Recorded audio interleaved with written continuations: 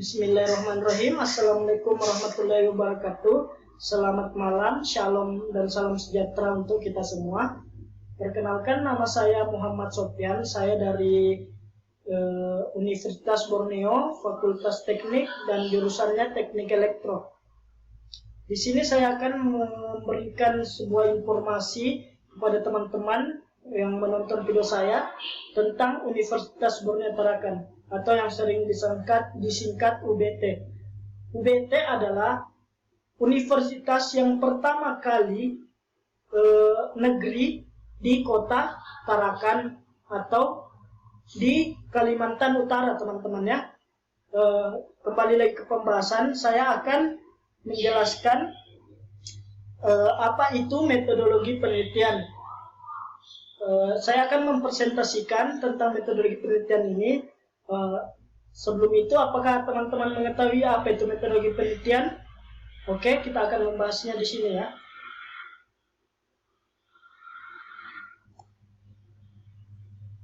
Nah, di sini ada definisi metodologi penelitian.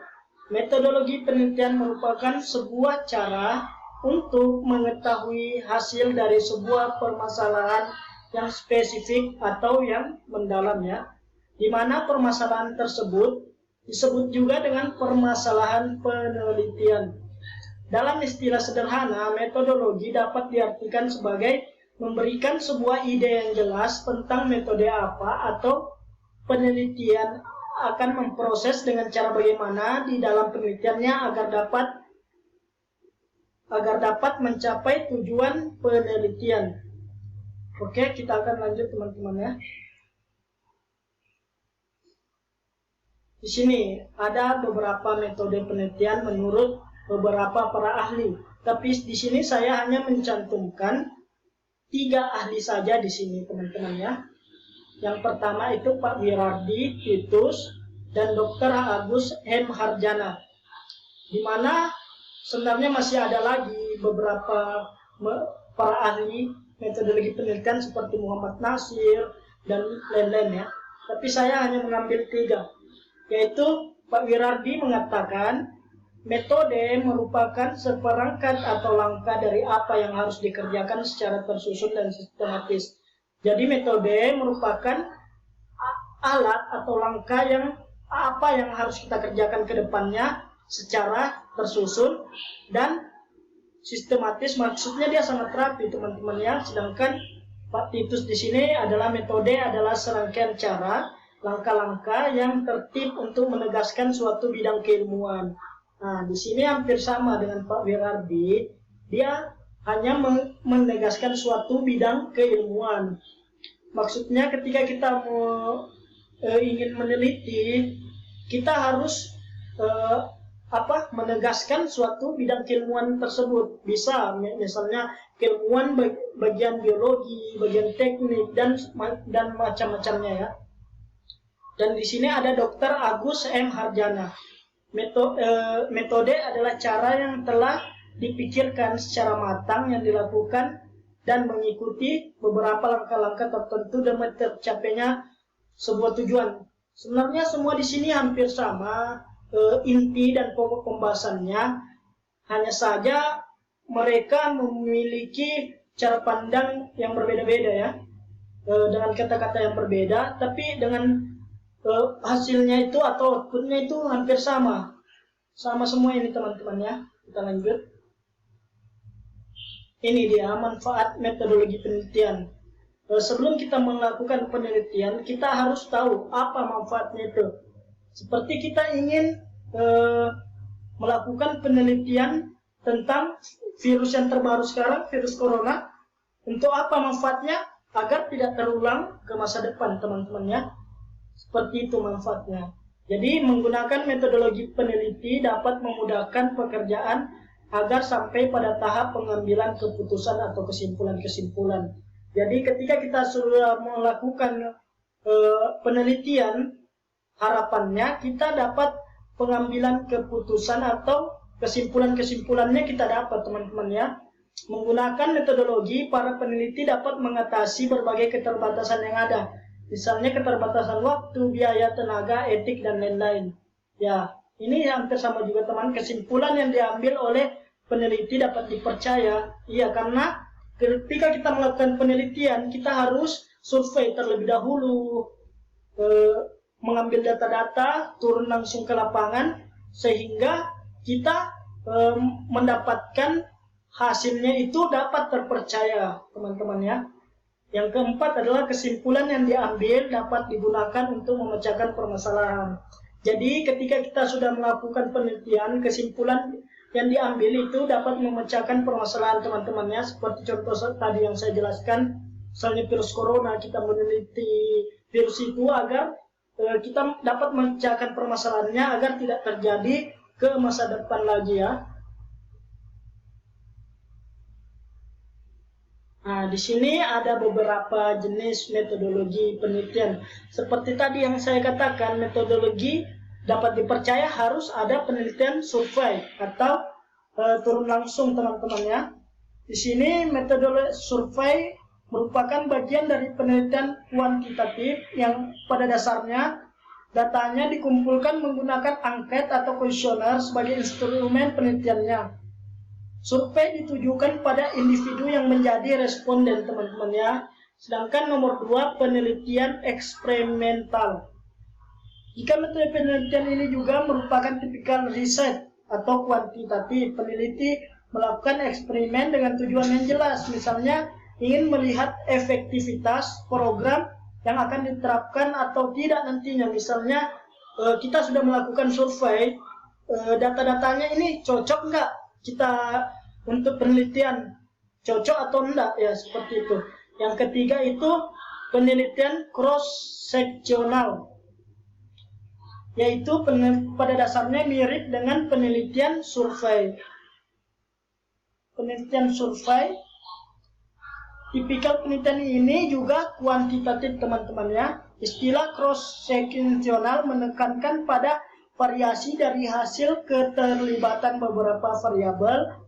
Penelitian cross-seksional pada umumnya meneliti lebih dari satu kasus pada saat yang bersamaan. Sedangkan penelitian longitudinal adalah merupakan desain penelitian yang diterapkan untuk mengukur suatu perubahan atau perkembangan fenomena dalam jangka yang panjang. Jadi kita dapat menyimpulkan longitudinal itu bagaimana ke depannya, teman-teman ya. Sedangkan penelitian grounded yaitu pada data lapangan, dengan kata lain teori lahir dari keterlibatan partisipan yang menghasilkan data lapangan. Jadi kondisi misalnya kita lakukan survei itu adalah proses pengumpulan data analisisnya, teman-teman ya. Sedangkan 6, penelitian fenomenologi, yaitu penelitian fenomenologi cenderung deskriptif atau elaboratif saja. Maksudnya deskriptif itu dia penggambaran, teman-teman ya. Contoh penelitian fenomenologi, misalnya riset tentang eksistensi komunitas Yahudi di Indonesia untuk memahami bagaimana pengalaman mereka menjadi minoritas di negara atau agamanya diakui oleh pemerintah dan mungkin ke masyarakat. Penelitian fenomenologis bisa diterapkan. Ini hanya contoh, teman-teman ya. Yang ketujuh adalah penelitian etnografi.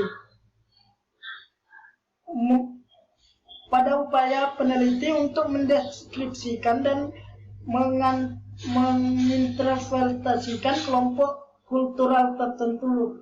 Istilah etno menggambarkan adanya pola kultural. Maksudnya dia pola kultural di sini adalah pola budaya, teman-teman ya.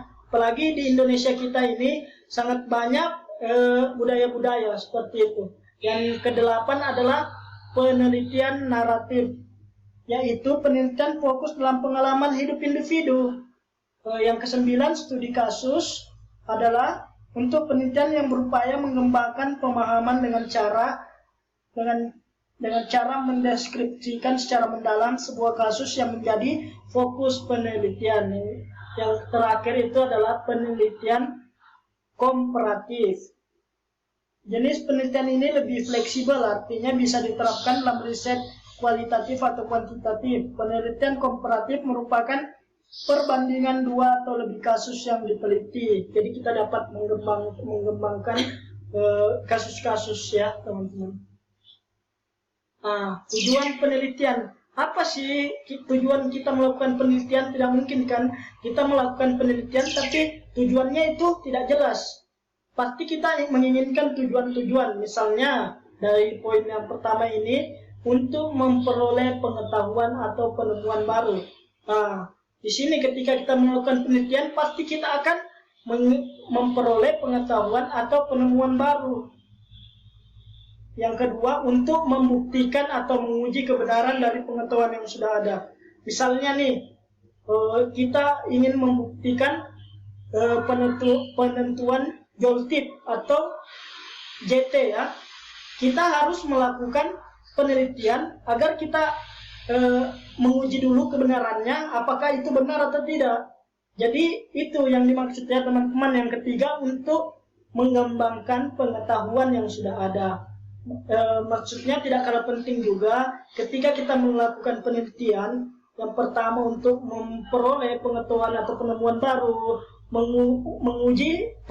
menguji kebenaran dari pengetahuan yang sudah ada. Yang ketiga, ketika kita sudah melakukan kedua hal yang poin di atas, yaitu poin 1 dan 2, maka kita akan mendapatkan untuk mengembangkan pengetahuan yang sudah ada. Jadi ketika kita sudah melakukan penelitian ini, maka yang ketiga akan ada output atau pembaharuan yang lama ke baru teman-teman ya. Nah, secara umum penelitian dapat dibagi menjadi 2. Penelitian dasar atau murni, penelitian terapan.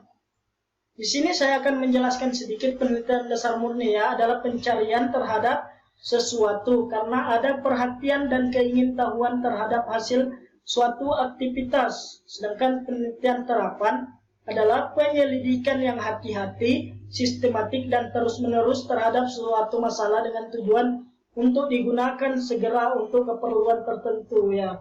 Perbedaannya adalah penelitian dasar atau murni, pencariannya itu karena ada perhatian dan keinginan terhadap hasil suatu aktivitas. Misalnya kita ingin memperbarui sesuatu jurnal atau bagaimana, itu harus penelitian dasar atau murni. Sedangkan terapan adalah dia itu bersifat ada keperluan tertentu teman-teman ya. Jadi keperluan penyelidikan ini hati-hati, sistematik, dan terus-menerus terhadap masalah dengan tujuan yang digunakan untuk segera untuk keperluan tertentu atau terdesak teman-teman ya. Menurut Crowfed terdapat 9 kriteria penelitian. Penelitian harus berkisar di sekeliling masalah yang ingin dipecahkan. Penelitian setidaknya harus mengandung unsur originalitas, maksudnya unsur yang sudah ada dan terperbarui. Penelitian harus didasarkan pada pandangan ingin tahu. Nah, kalau kita ingin melakukan penelitian, harus ada rasa atau pandangan kita ingin tahu. Kalau tidak ada, ngapain melakukan penelitian? Yang keempat, penelitian harus dilakukan dengan pandangan terbuka. Penelitian harus didasarkan pada asumsi bahwa suatu fenomena mempunyai hukum dan pengaturan, karena segala sesuatu mempunyai hukum dan pengaturannya masing-masing. Yang keenam adalah penelitian berkehendak menemukan generalisasi atau dalil. Tentang penelitian tentang sebab akibat, harus menggunakan pengukuran yang akurat. Penelitian menggunakan teknik yang secara sadar diketahui. Jenis pendekatan penelitian adalah kuantitatif, kualitatif, dan pendekatan campuran adalah kualitatif sendiri adalah proyek penelitian kuantitatif digunakan untuk menjawab pertanyaan penelitian yang dapat diukur dalam jumlah. Sedangkan kualitatif itu mengundur secara sosial dan budaya, dia regional sentris teman-teman ya. Sedangkan yang ketiga ini kuantitatif itu campuran. Di sini saya akan menjelaskan periode perkembangan metode penelitian. Ini periode trial and error, periode uncertainty atau tradition, speculation and recommendation, periode hypothesis and experimental. Nah, ini dia perkembangannya teman-teman ya. Mungkin itu saja yang dapat saya jelaskan terlebih dahulu, karena waktu kita yang agak terbatas juga karena sudah malam, takut mengganggu orang-orang juga. Kita akhiri saja dengan wassalamualaikum warahmatullahi wabarakatuh. Semoga Sampai sini dapat dimengerti teman-teman ya. Terima kasih.